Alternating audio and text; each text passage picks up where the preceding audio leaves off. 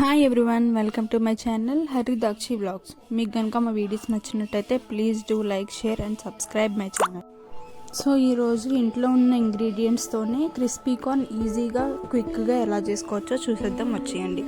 ముందుగా బౌల్ పెట్టుకొని 750 ml వరకు వాటర్ వేసుకోవాలి అండ్ 1 టేబుల్ స్పూన్ సాల్ట్ వేసుకొని బాగా బాయిల్ అయిన తర్వాత మనం ఏదైతే 2 కప్స్ కార్న్ తీసుకున్నామో అది వేసేసి 1 మినిట్ ఉంచేసి వెంటనే తీసేయాలి. ఎక్కువ బాయిల్ అవ్వాల్సిన అవసరం లేదు.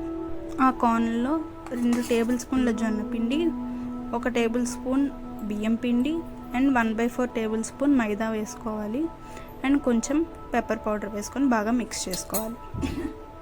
మిక్స్ చేసుకున్న తర్వాత మనం పిండి కొంచెం ఎక్స్ట్రాగా ఉంటుంది, దాన్ని కార్న్ బాగా పడుతుంది కదా, దాన్ని వేరు చేసుకోవాలి. ఎందుకంటే ఫ్రై చేసినప్పుడు పేలకుండా ఉంటుంది.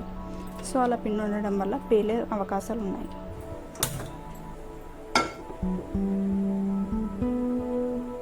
ప్యాన్ పెట్టుకొని ఆయిల్ వేసుకొని బాగా హీట్ ఎక్కిన తర్వాత మనం ఏదైతే కార్న్ ఉందో ఆ కార్న్ అంతా వేసుకొని ఫ్రై చేసుకోవాలి.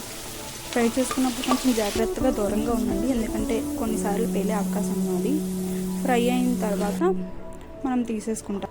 ఆ కార్న్లోకి 1 టేబుల్ స్పూన్ చిల్లీ పౌడర్, కొద్దిగా సాల్ట్ వేసుకోవాలి. అలానే నిమ్మకాయ వేసుకోవాలి. నిమ్మకాయ ప్లేస్లో ఆమ్చూర్ పౌడర్ అయినా వేసుకోవచ్చు. బాగా మిక్స్ చేసుకోవాలి. సాల్ట్ సరిపోకపోతే అడ్జస్ట్ చేసుకోవాలి.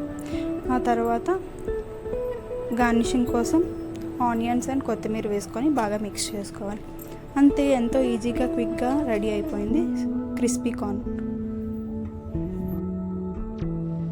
For more cooking videos, please subscribe my channel. Thank you.